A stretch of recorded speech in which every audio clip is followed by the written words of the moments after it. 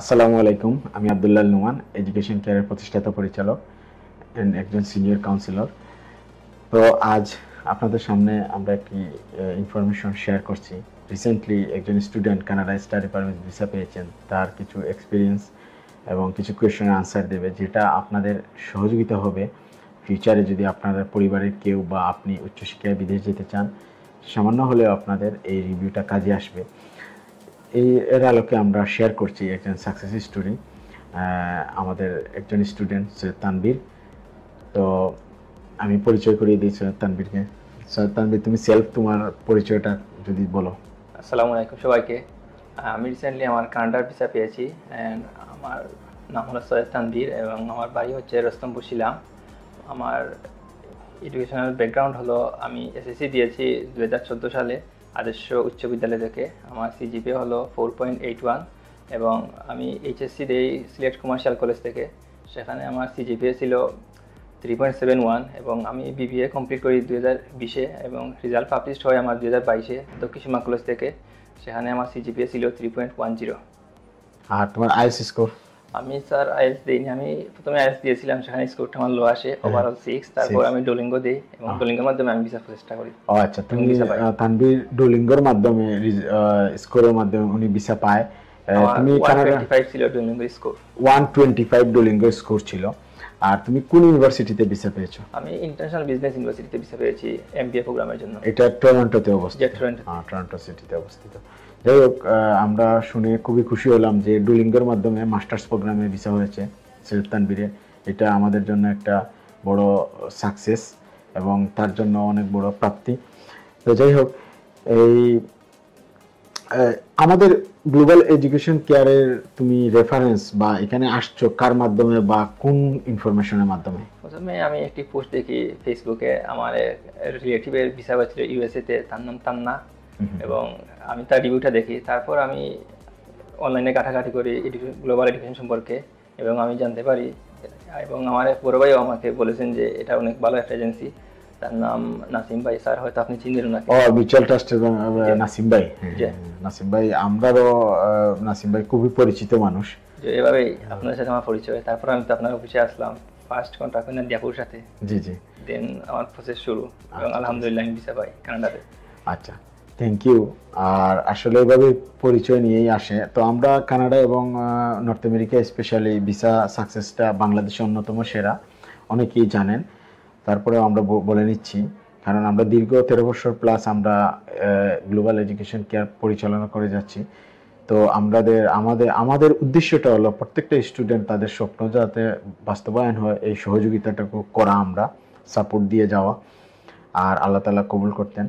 তো আমাদের এই ভিসা প্রসেসিং সময় সবচেয়ে পজিটিভ সাইনটা কি লাগছে আমাদের অফিসের সাথে তোমার? সবগুলো সাইটে আমার অনেক ভালো লেগেছে। যদি আমি স্পেসিফিক্যালি বলতে হয় যে ফাইল ডকুমেন্ট রেডি করা, এটা স্টুডেন্টের জন্য অনেক কঠিন একটা কাজ। এই ক্ষেত্রে গ্লোবাল এডুকেশন কেয়ার আমাকে অনেক সাহায্য করেছে।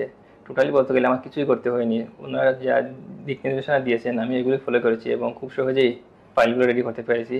এবং যখন যে জিনিস প্রয়োজন ছিল ওদেরকে আজ করেছি, ওরা খুব তাড়াতাড়ি এবং কুইকলি আমার সবগুলো প্রশ্নের রেসপন্স করেছে। এটা আমাকে অনেক খুশি করেছে।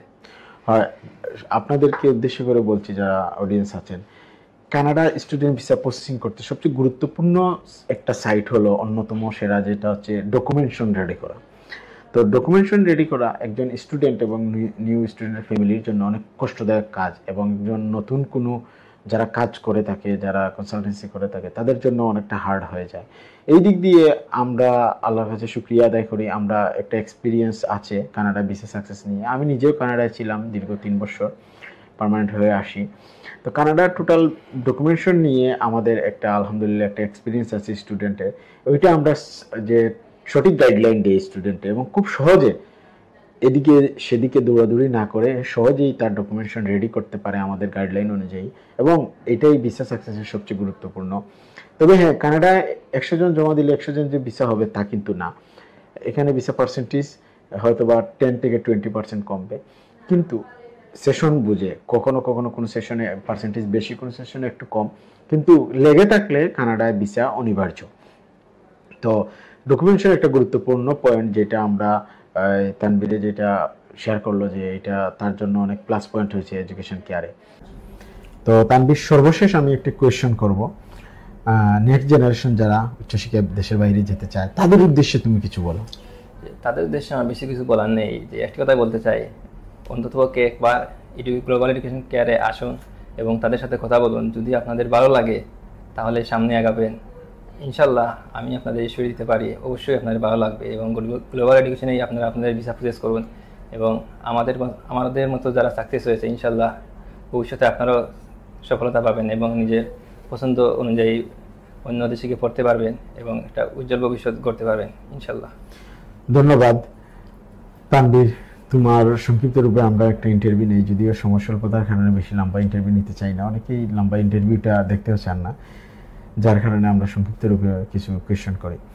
তো আপনারা যারা উচ্চশিক্ষা দেশের বাইরে যেতে চান, আপনাদের যারা ফ্যামিলি মেম্বারকে পাঠাতে চাচ্ছেন বা আপনি নিজে যাচ্তে চান, অবশ্যই আপনারা ট্রাই করবেন গ্লোবাল এডুকেশন কেয়ারের ঢাকা এবং সিলেট অফিস ভিজিট করার জন্য। আপনারা আসুন, ভিজিট করেন, আমাদের কাছ থেকে ইনফরমেশন জেনে যান, আমাদের অফিস দেখে যান। আপনাদের ভালো লাগলে অবশ্যই আপনারা এনরোল করবেন আমাদের মাধ্যমে।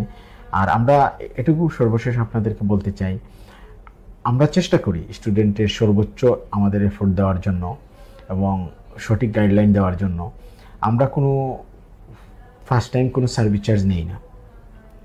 কোনো দেশের ক্ষেত্রে আমরা ফাইল ওপেনিং চার্জ আছে, বাট আমরা ভিসা সাকসেস হওয়ার পরে সম্পূর্ণ টাকাটাই আমরা নেই আমাদের সার্ভিস চার্জ। অতএব আপনারা আস্থা রাখতে পারেন আমাদের উপরে এবং আপনারা আসতে পারেন গ্লোবাল এডুকেশন কেয়ারে। ইনশাল্লাহ আপনার স্বপ্ন পূরণে আমরা আপনার সাথে থাকব। ধন্যবাদ।